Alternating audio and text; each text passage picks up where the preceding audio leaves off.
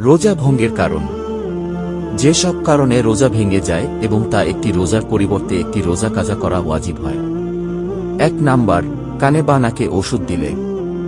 2 number, ইচ্ছাকৃতভাবে মুখ ভরে বমি করলে বা অল্প বমি আসার পর তা গিলে ফেললে। 3 নাম্বার, কুলি করার সময় অনিচ্ছাবশত কণ্ঠনালীতে পানি চলে গেলে। 4 নাম্বার, স্ত্রী বা কোনো নারীকে শুধু স্পর্শ প্রভৃতি করার কারণেই বীর্যপাত হয়ে গেলে। 5 নাম্বার, এমন কোনো জিনিস খেলে যা খাদ্য নয়, যেমন কাঠ, লোহা, মাটি, কয়লা ইত্যাদি। 6 নাম্বার, বিড়ি, সিগারেট বা হুক্কা সেবন করলে। 7 নাম্বার, আগরবাতি প্রভৃতির ধোঁয়া ইচ্ছাকৃতভাবে নাকে বা কণ্ঠনালীতে পৌঁছালে।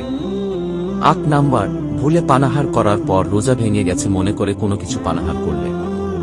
9 নাম্বার, রাত আছে মনে করে সুবহে সাদিকের পরে কিছু খেলে। 10 নাম্বার, ইফতারির সময়ের পূর্বে সময় হয়ে গেছে মনে করে ইফতারি করলে বা কিছু খেলে। 11 নাম্বার, দুপুরের পরে রোজার নিয়ত করলে। 12 নাম্বার, দাঁত দিয়ে রক্ত বের হলে তা থুথুর চেয়ে পরিমাণে যদি বেশি হয় এবং কণ্ঠনালীতে চলে যায়। 13 নাম্বার, কেহ জোরপূর্বক রোজাদারের মুখে কিছু দিলে এবং তা কণ্ঠনালীতে চলে গেলে। 14 নাম্বার, দাঁত কোনো খাদ্য টুকরো আটকে ছিল তা সুবহে সাদিকের পর জিহ্বা অথবা আঙ্গুলি দ্বারা বের করে গিলে ফেললে। তবে যদি ছুলা বুটের চেয়ে ছোট হয় এবং মুখের ভিতর হতে বের না করে তাহলে রোজা মাকরুহ হবে, ভাঙবে না। 15 নাম্বার, হস্তমৈথুন করে বীর্যপাত ঘটালে।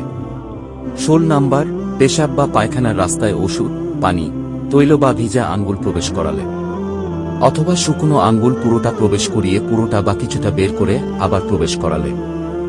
17 নাম্বার, মুখে পান রেখে ঘুমিয়ে গেলে এবং এ অবস্থায় সুবহে সাদিক হয়ে গেলে।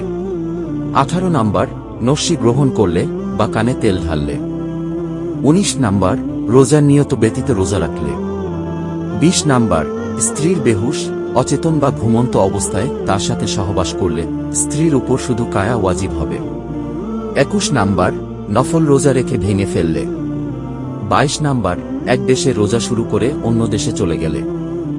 সেখানে যদি নিজের দেশের তুলনায় আগে ঈদ হয় তাহলে নিজের দেশের হিসাবে যে কয়টা রোজা কম হবে তা কায়া করতে হবে, আর যদি বেড়ে যায় তাহলে সে বেড়ে যাওয়া রোজা রাখতে হবে।